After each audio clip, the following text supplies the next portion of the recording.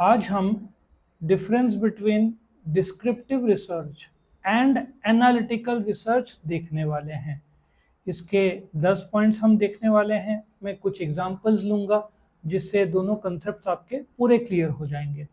आपको और भी वीडियोस देखने हैं तो इस वीडियो के डिस्क्रिप्शन में जाइए, आपको प्लेलिस्ट मिलेगा रिसर्च मेथोडोलॉजी का और दूसरे सब्जेक्ट का, जहाँ पे आप जाकर question by question, chapter by chapter सारे वीडियोस देख सकते हैं। और आप चैनल को सब्सक्राइब करेंगे तो आपको रेगुलर वीडियो अपडेट्स भी मिल जाएंगे। तो शुरू करते हैं डिस्क्रिप्टिव रिसर्च और एनालिटिकल रिसर्च। सबसे पहले तो आपको समझना पड़ेगा डिस्क्रिप्टिव ये कौन से वर्ड से आया है। डिस्क्रिप्शन मतलब किसी चीज को डिस्क्राइब करना, कोई फैक्ट्स को बताना, बट ये क्यों हुआ, कैसे हुआ, इतना ज़्यादा नहीं। सो डिस्क्रिप्टिव रिसर्च कोई एग्जिस्टिंग फिनोमेना है, जैसा है वैसा है। जैसे कि बारिश आ रही है, बादल हैं, नदी गंगापुर डैम, भारत में करीबन 5,000 डैम्स है, महाराष्ट्र में 1,500 डैम्स है। डैम्स भर गए हैं, अलग अलग डैम्स ये डिस्क्राइब करता है।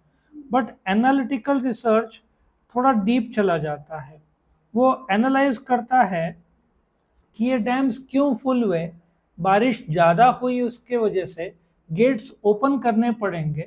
सो डिस्क्रिप्शन इज जस्ट उस घटनाक्रम को जैसे है वैसे बताना, लेकिन why and what and how जो है ना, ये इसका काम, वॉट तो काम है डिस्क्रिप्शन का, लेकिन हाउ एंड वाई ये एनालिटिकल का काम है। ठीक है, इसका पर्पस क्या है डिस्क्रिप्शन का?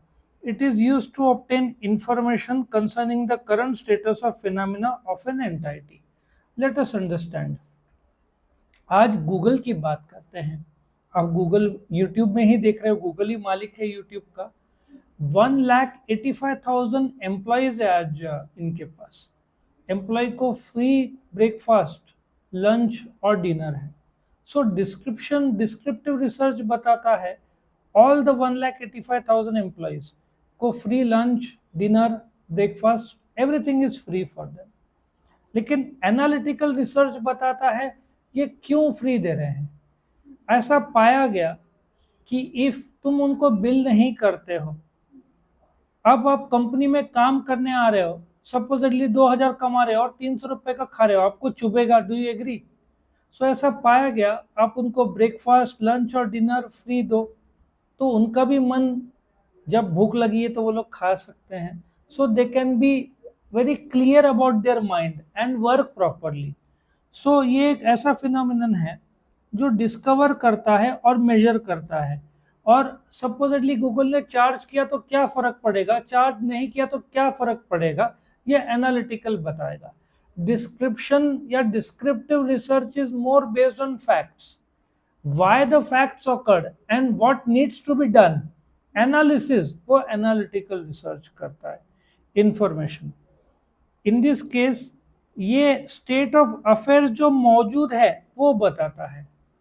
जैसे कि इंडियन क्रिकेट टीम में 11 प्लेयर्स हैं, 2 दिन का टेस्ट मैच हो चुका है, ये डिस्क्राइब करता है।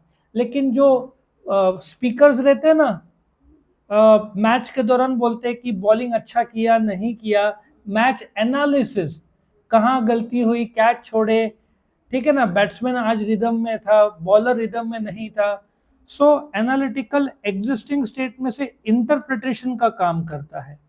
ये जो इंटरप्रिटेशन और उसका जो नतीजा देना है वो काम है एनालिटिकल का। समझ में आ रहा है? नाउ कंट्रोल, रिसर्चर के पास कोई कंट्रोल नहीं है, क्योंकि उसके पास data as it is present करना है। देश में इतना पॉपुलेशन है, देश में इतने स्टेट्स है, 6 लाख गांव है, ये डिस्क्रिप्टिव रिसर्च है। ठीक है, लेकिन जब आप एनालिसिस करते हो तो आप वो वेरिएबल्स लोगे जिसकी आपको जरूरत है। 6 लाख गांव में आप सिर्फ 50,000 गांव, या महाराष्ट्र में 40,000 गांव है, उसका ही स्टडी करना चाहते हो। सो एनालिटिकल रिसर्च जो है, रिसर्चर उसके पास कंट्रोल है कौन से वेरिएबल लेना और उसका नतीजा देना। समझ में आ रहा है आपको? उसके बाद स्कोप, जो दायरा है इनका, ये इश्यू जो चल रहा है, अब जैसे कि बोइंग कंपनी में स्ट्राइक चल रहा है, 33,000 एम्प्लॉय स्ट्राइक में है। आई थिंक 1 महीना क्रॉस हो चुका है। ये डिस्क्राइब करेगा कि बोइंग कंपनी या इंडिया का सैमसंग इलेक्ट्रॉनिक्स कंपनी वहां पे स्ट्राइक चल रहा था 37 डेज से। फिर इसका अब स्ट्राइक खत्म हो गया, 1-2 दिन हुए, तो एनालिटिकल रिसर्च करेगा कि क्यों स्ट्राइक इतना लंबा चला, कहाँ पे गलती हुई, कंपनी ने कहाँ कलेक्टिव बार्गेनिंग मिलकर कहाँ सॉर्ट आउट नहीं हुआ।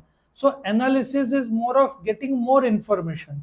सो इश्यू का कैरेक्टरिस्टिक्स था strike lasted 37 days, worker did not work, production did not took place. ठीक है, ये कैरेक्टरिस्टिक्स ऑफ द फैक्ट है, बट ये क्यों हुआ और कैसे या क्या पॉसिबल है सोल्यूशन का, वो एनालिटिकल करता है।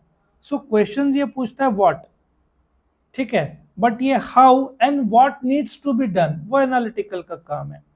तुम एक हाइपोथेसिस की कोई जरूरत नहीं है, एक बोलते हैं ना, ये हाइपोथेसिस इज अबाउट, ये सिचुएशन है, ये फैक्ट है, तुमको एक दूसरा ग्राउंड लाने की जरूरत नहीं है। जैसे कि Indian cricket team 46 all out हो गई, तो hypothesis is one of the reason was weather, बारिश के कंडीशंस थे तो फास्ट बॉलर को हेल्प होता है स्विंग का।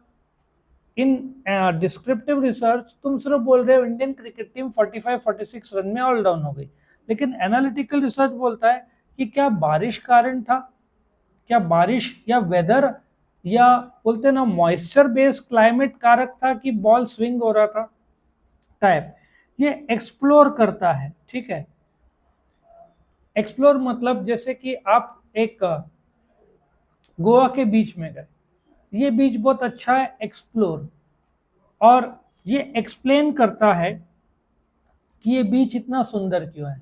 एक्सप्लोर मतलब आप एक से दूसरे से तीसरे बीच में जाते हो, जैसे कलंगुड बीच, बागा बीच, अंजुना बीच, फिर आप बोलोगे बागा बीच बहुत सुंदर है क्योंकि झाड़ियां ज्यादा है वहां पे, you feel more into the nature. So exploratory घूमते रहेगा अलग अलग बीच, एनालिटिकल बोलेगा नहीं ये बीच ज्यादा अच्छा है क्योंकि इसके ये वेरिएबल्स सपोर्ट देते हैं। और यहाँ पे रुपी जो है ना, 10 साल से रुपी में जो बदलाव आया, पहले 60 रुपीज था, अभी 80 रुपीज हुआ, लेकिन ये क्यों हुआ और क्या किया जा सकता है ये एनालिटिकल बताता है। क्या आपको समझ में आया? मैंने जो एग्जांपल दिए उनमें से भी कोई एग्जांपल आप इसमें कोट कर सकते हो। At the same time features के भी रूप में यूज कर सकते हो, टाइप्स ऑफ रिसर्च में भी ये 2 पॉइंट के जो कंटेंट है वहां पे डाल सकते हो। तो आपको वीडियो पसंद आए तो लाइक करना, फ्रेंड्स के साथ शेयर करना, चैनल को सब्सक्राइब करना। Thank you for watching.